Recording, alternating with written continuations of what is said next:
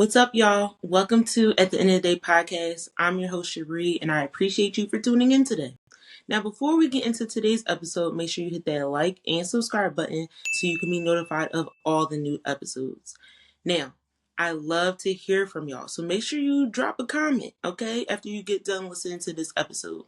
For weekly encouragement, make sure you go like my Facebook page and follow me on Instagram and TikTok under the name ATEOTD Podcast. Now, if you need someone to talk to or just have a topic that you would like to hear me talk about, make sure you send me an email to ateotdpodcast8@gmail.com. And as I always say, make sure you share this episode with someone because you just never know what somebody's going through and it may encourage them more than you think. So, normally when I give y'all the background to an episode, it's usually associated with a sermon. This episode in particular is not associated with a sermon, so it's going to be a little different today. In season 2, I did 2 episodes entitled Health is Wealth Part 1 and Part 2. And I received a lot of good feedback about the episode. A lot of people enjoyed it. And one fan in particular seemed to truly enjoy it to the point where they made the request for it to be a part of season 3. And I just so happen to be related to this fan, and that fan is my uncle Chris. Um, he literally is one of my biggest supporters when it comes to this podcast. And he kept saying to me, he's like, Cherie, I really feel like you need to do a part 3. I don't care that you did it in season 2. We didn't have video in season 2. I need you to go ahead and do it again. And surely you have more information to share. And he would be correct. So, at first, I honestly didn't want to do it because I was like, who wants to listen to part 3? You know? But he is a fan, technically. So, I tell you all the time to send me requests. So, if you was wondering if I listen to y'all or not, I do. Even when it comes to my family and friends. Okay? So, here we are. So, in today's episode, I'm going to share information about natural remedies and supplements that you should know about to better your health. So, let's intentionally grow our garden. So, as I have mentioned in previous episodes, I have a passion for natural remedies. I truly do inherit that passion from my grandfather, and I graduated from Westchester University with a degree in pharmaceutical product development. Now, even though I love the pharmaceutical industry, I just think it's something special about the ability to heal yourself naturally. You know, like I truly believe that God gave us everything it is that we need here on earth to heal ourselves. Everyone who knows me knows that I keep a stash, a hefty stash of supplements and natural remedies that I keep in my house at all times. Okay, because you just never know what may come up. Before we get into today's episode, I need everybody to listen up. Okay, I have a little disclaimer. I am not a doctor. Okay, don't listen to my family if they tell you that I am their doctor. Don't listen to my friends when they say I am their doctor. That is how they feel, but legally, I am not a doctor. So everything I share today is just recommendations and information that I have learned about. And nothing I share today is sponsored. All right. So I plan to share a list of 10 supplements and or natural remedies just to give you information about that I always keep in the house and that I've learned about. Now that I got all of that out of the way, get your notepad, get your pens, and let's get started. The first one on the list is probiotics. Now, this personally has been a game changer for my gut health. All right. You would be surprised how many diseases are connected to just simply having poor gut health. Like when we eat food, especially the quality of our food now is not what it used to be. Our food is filled with more bad bacteria than good bacteria. Especially when you go ahead and take our time to eat processed foods. That just makes it even worse. So then your gut tends to have more bad bacteria than good bacteria. And that causes you to have the problems that you're probably having right now. So for those of you who have never heard of probiotics before, you may be wondering, what are probiotics? Probiotics are live microorganisms that can be consumed through food or supplements. So overall, probiotics consist of different strains of good bacteria. Now you can get probiotics in pill form or liquid form. I personally take the pill form, and I take Renewed Life. That is the only brand that seems to work for me personally.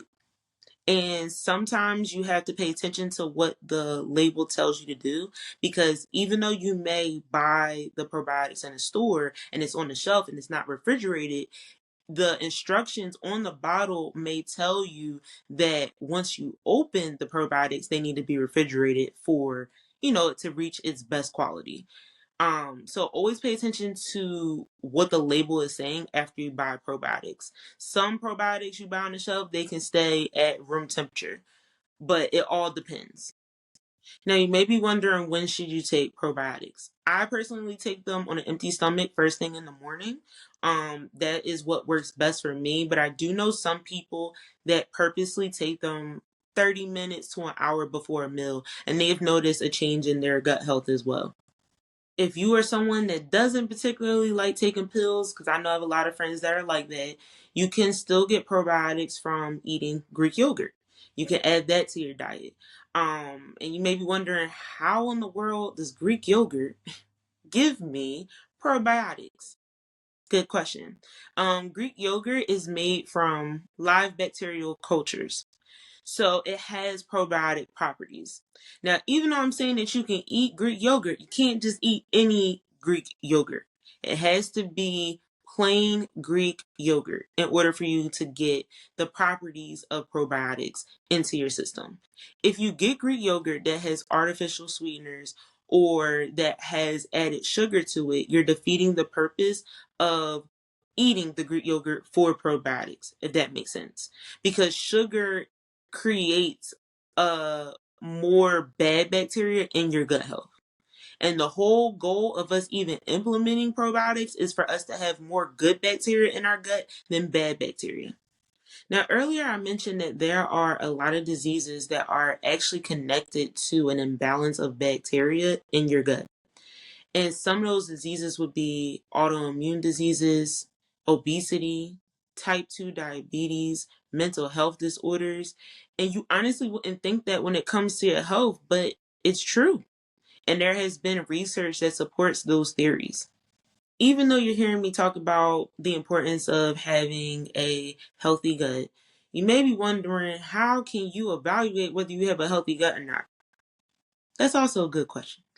If you are somebody that craves sugar a lot, and I'm talking from candy to soda to sweet treats, anything sugar, you can't help but have a sweet tooth on 1,000.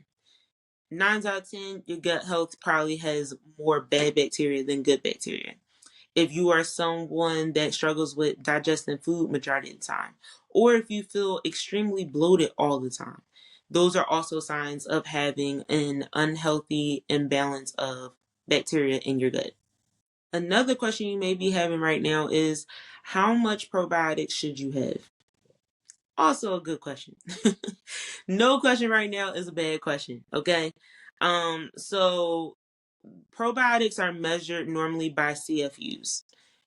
You may be asking yourself, what are CFUs? CFUs stand for colony forming units. This is pretty much a way to measure the live microorganisms in probiotics. The answer to that question is that every person is different. So for myself, I have taken 50 billion CFUs. I know that sounds like a lot, but obviously my gut health was not that great, because Coca-Cola, drinking that is my weakness. Okay? And a chocolate chip cookie, also my weakness. Okay? If I could have a chocolate chip cookie every day, I would. And at one time I was, and that was the problem. That was the problem. So I noticed that when I took the probiotics at that strength, it definitely caused the craving of sugary drinks, sugary treats to truly go away. To the point where now I don't really crave them at all. Which is great. So I would say to start lower than that. Don't go to the extreme. I had started lower and didn't notice a difference. That's how I ended up working my way to that. So if you're just starting out, maybe start at 25 billion CFUs. And then see how you feel in 60 days or so. If you still don't feel any change, go up another 5 billion. So at that point, you're at 30 billion. Do that for another 60 days and just try it out. See how you feel. But it's definitely worth implementing into your regimen. The second one on the list is chia seeds. Now, personally, when I heard that chia seeds had health benefits, I couldn't wrap my head around that theory because I grew up during a time where chia pets, all right, chia, we all know it. All right, the commercials were circulating like nobody's business. Everybody and their cousin had at least one chia pet at one time. Don't lie. Don't lie. So the fact that somebody was telling me to take that orally, and I'm envisioning the commercials where that thing went from having no plant to a whole big bush of a plant, I couldn't fathom that. That wasn't sitting right in my spirit. So I tried it anyway, you know.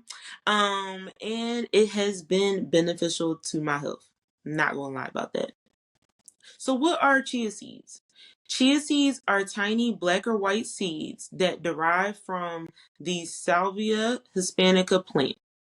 Now, one thing to never forget is that chia seeds have the ability to swell.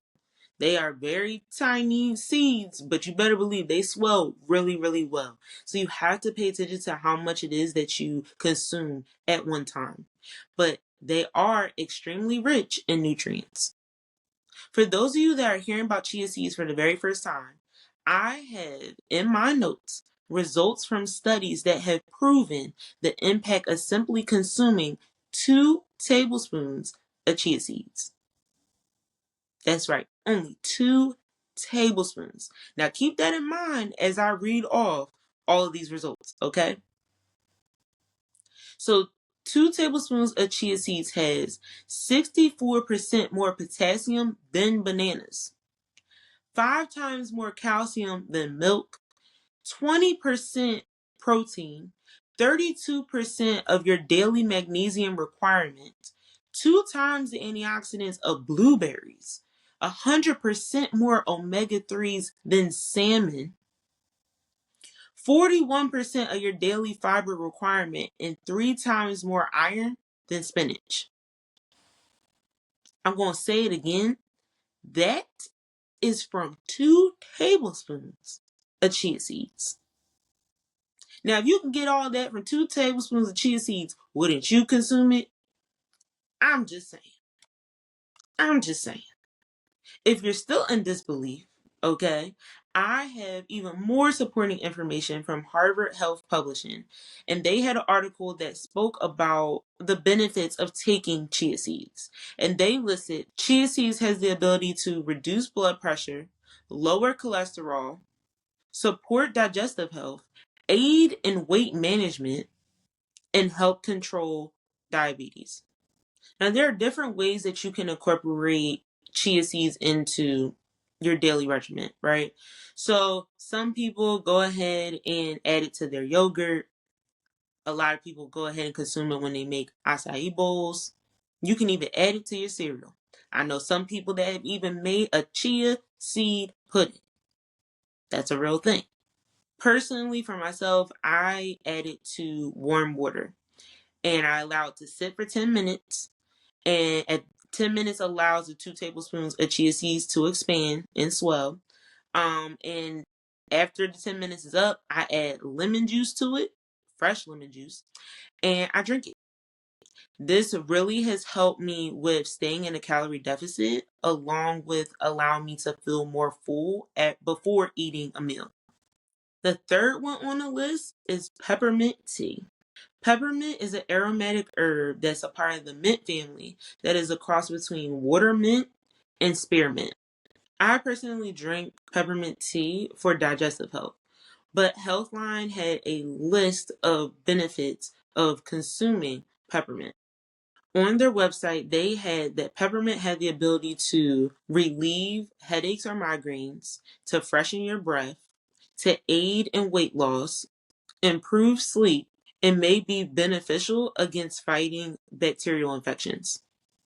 Now, for those of you that have migraines or headaches, you can use the oil. The oil works really, really well. I think I've heard of people uh, using like a little bit of olive oil and putting a few drops of peppermint oil. and mixing it together to then put on like the temple part of their head, and that has relieved headaches and migraines for them. You can also drink it as a tea, or you can get the capsules. Now, in the morning, after I take my probiotics, this is the next thing that I drink is hot peppermint tea. Now, if you still don't believe that peppermint will improve your digestive system, I want you to listen to this. On Healthline's website, they reference a few studies that have taken place over the years to support the benefits of consuming peppermint, and I'm about to share them with you.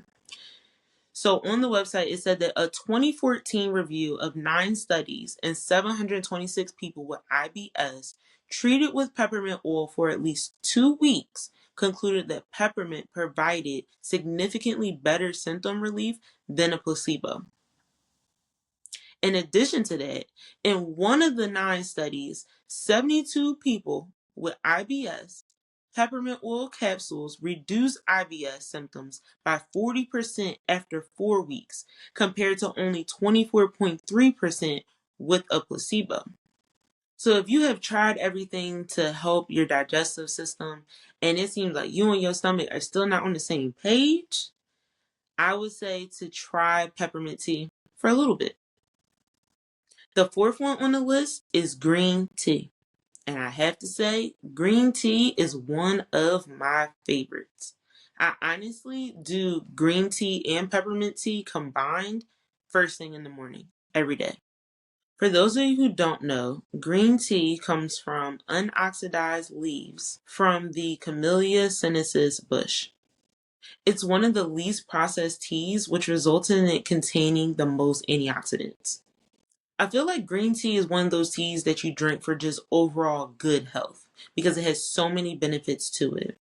Medical News Today shared that green tea has the ability to help with cancer prevention, weight loss, inflammatory skin conditions, heart health by lowering the risk of heart failure, hypertension, and heart disease, lowering cholesterol, while also reducing the risk of a stroke, type 2 diabetes, Alzheimer's, and dementia. And just so you know, there are studies being done to support these theories. The 5th one on the list is lion's mane. Have you ever heard of lion's mane? For those of you who don't know, lion's mane is a type of mushroom. Now, it may not sound like much, but lion's mane has 2 special compounds that have the ability to stimulate the growth of brain cells, which is why recently, more than ever, it has been studied a lot on protecting people from developing dementia and Alzheimer's, but it's also been used on even curing people of Alzheimer's and dementia. There are many benefits to consuming lion's mane, and WebMD lists a few.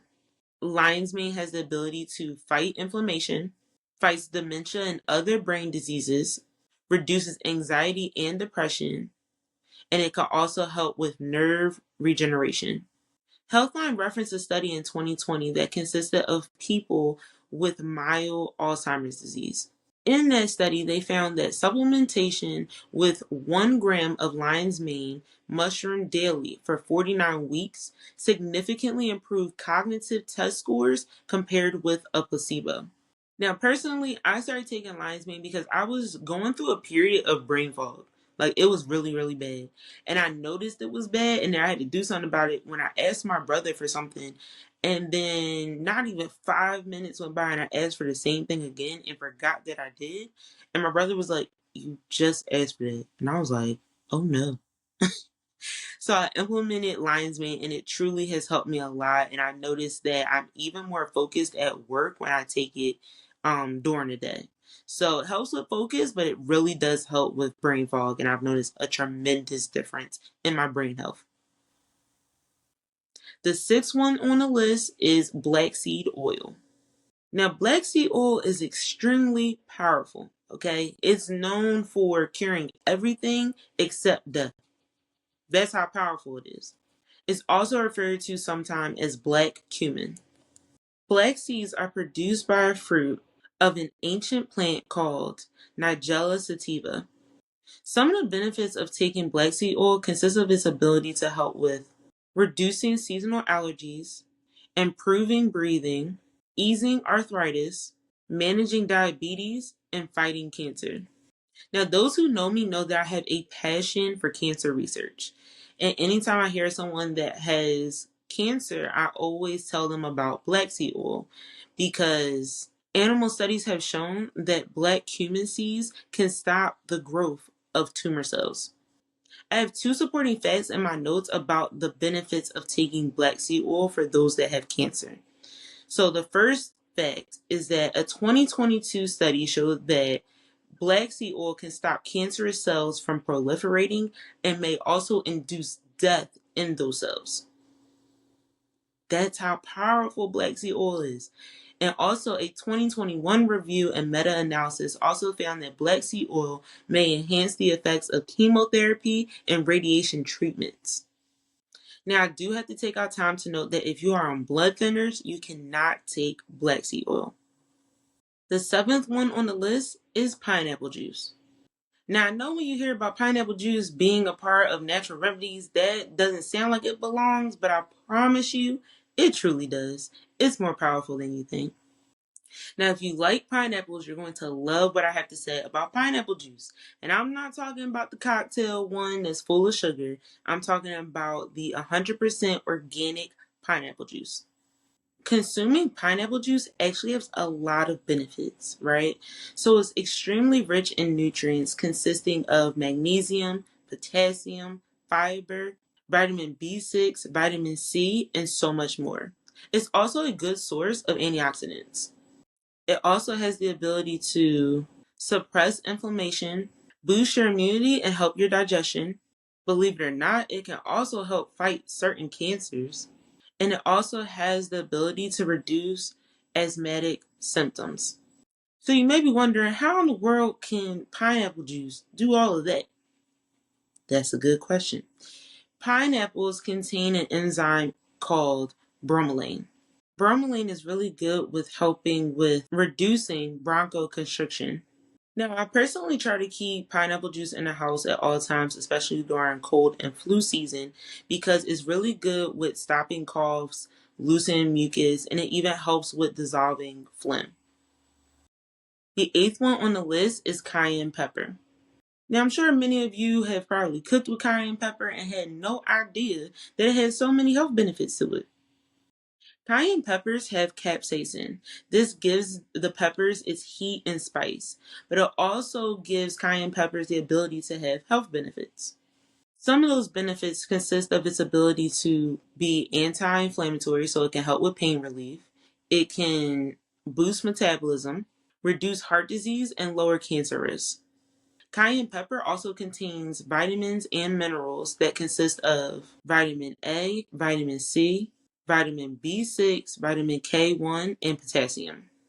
Now, one thing I always say is that aspirin saves lives. But in the case that you don't have aspirin, you can actually use cayenne pepper.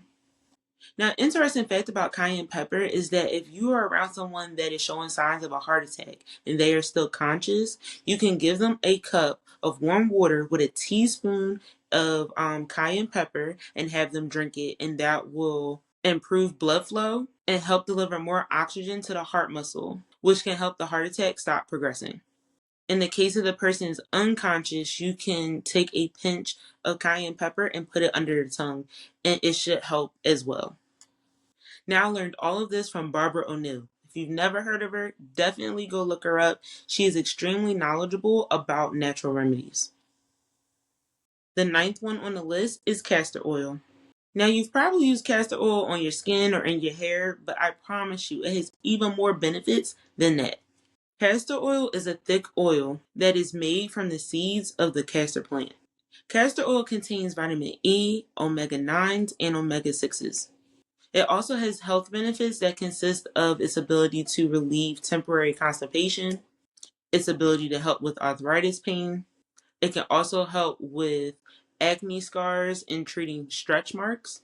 And believe it or not, it can relieve insomnia by you rubbing it on your eyelids before bed.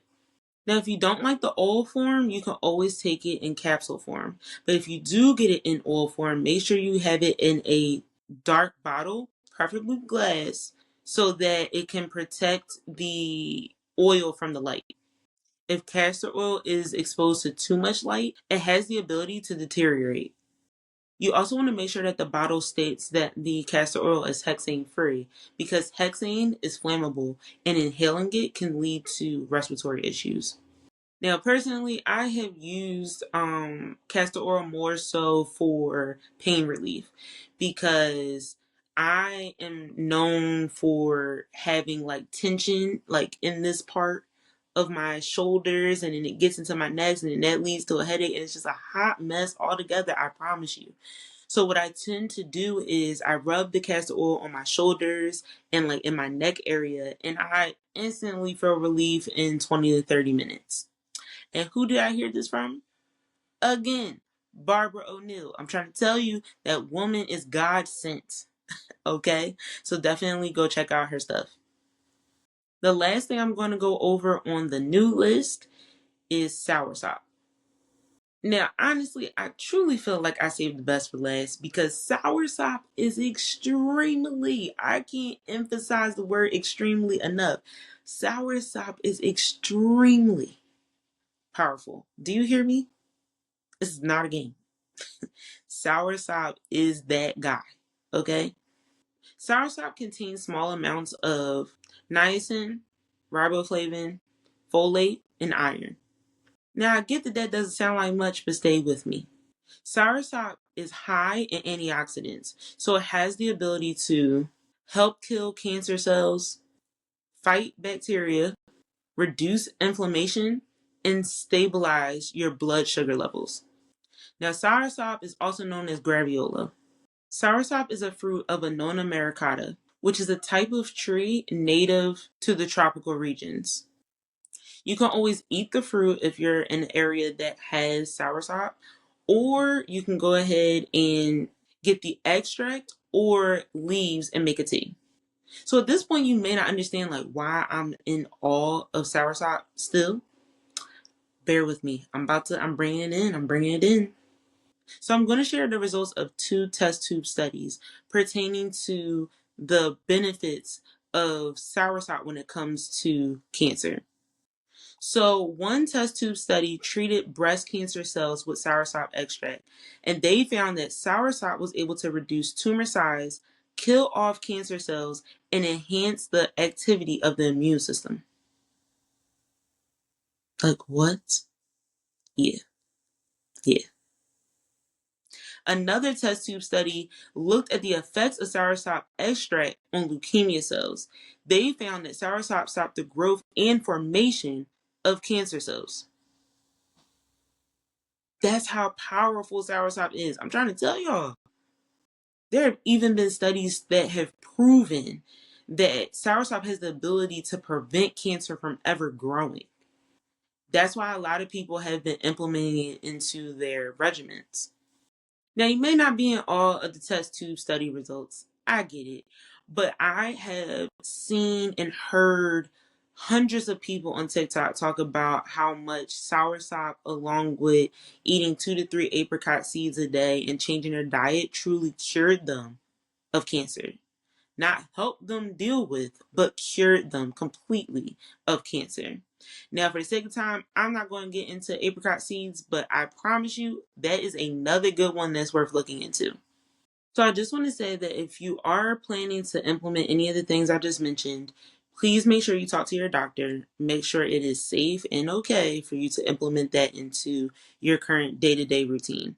Because if you're on certain medications, some of these things you actually can't take, or if you have certain ailments, this may actually clash with it because those health benefits actually would make your current situation even worse.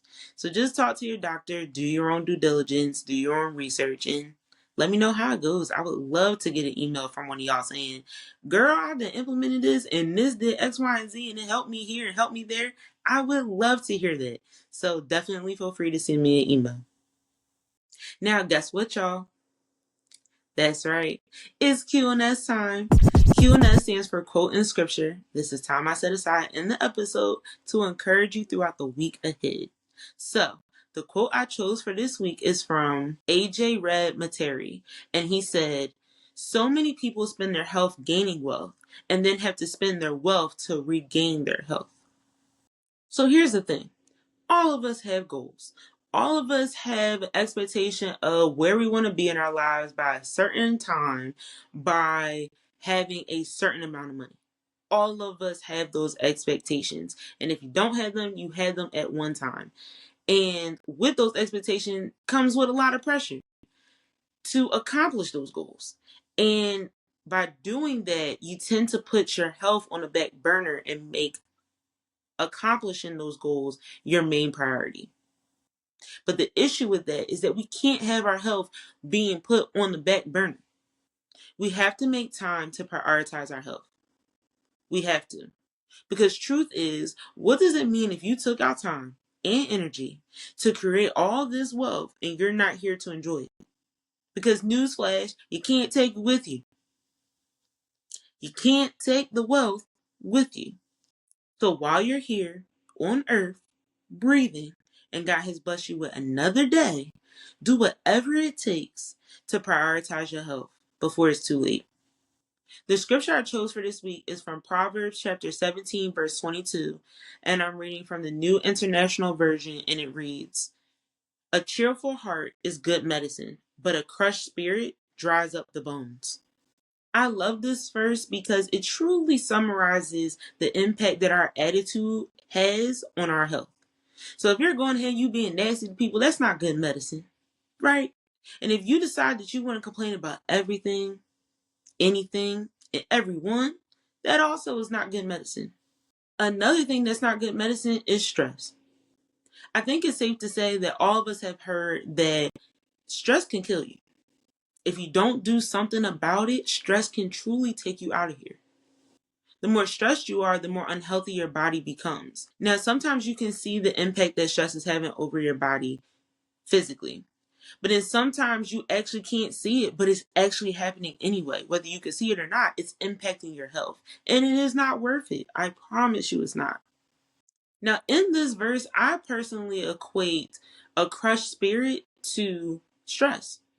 Because when you think about it, stress stems from us feeling like we are worried about something, or we were defeated about something, or we don't know how something's going to work out. And that results in us having a crushed spirit. Stress also comes from us feeling the need to figure out things on our own. And we don't have to do that. If we go ahead and we pray about it and we leave it in God's hands and trust that we know that He's going to take care of it, that results in us not having stress. No stress equals great health. So I think we just need to understand that sometimes the cure for whatever is going on with us is not a prescription drug. It's not even a supplement or a natural remedy. Sometimes it's simply having a cheerful heart. So before you go, I want to leave you with the thought that God has given us everything we need to live a healthy life. He created the earth, which is filled with natural ways to heal ourselves. And truth is, He didn't have to do it. So if He did do it, why aren't we using it? Really think about that. It doesn't make sense, does it? Right. So that's why we should be finding ways to heal ourselves naturally. Because another truth is, we only get one life to live. And that's why your health needs to be important.